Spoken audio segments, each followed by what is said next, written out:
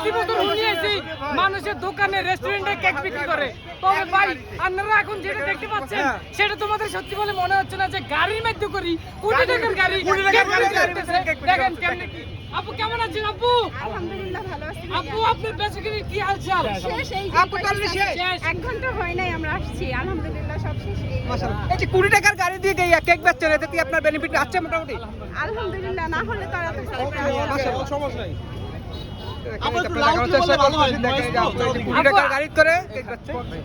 আপনার উদ্দেশ্যে বলতে চাই আপু, আপনি কোটি টাকার গাড়িতে করে কেক বিক্রি করতেছেন, তাও আবার 100 করে না পিস? হ্যাঁ হ্যাঁ 100 তো 100 টাকার পিস মানে 800 ধরলাম যে একটা 800 টাকার কেকের জন্য আপনি কোটি টাকার গাড়ি করে আপনি বিক্রি করতেছেন কেমনে কি? করছি ভাইয়া, দেখি কিরকম হয়। সবাই আমার কেক পছন্দ করে কিনা, রিভিউ কেমন হয় আসছে। আজকে 2 দিন হলো। মানে আপনার কথা দ্বারা বুঝতেছি যে আপনি দেখি মানে পরবর্তীতে কোনো রেস্টুরেন্টে আর চিন্তা ভাবনা আছে? ইনশাআল্লাহ যদি সবাই এরকম চাহিদা থাকে আমি অবশ্যই দিব। রেসপন্স যদি এরকম পাই আজকে কি আপনি ফার্স্ট আসছেন?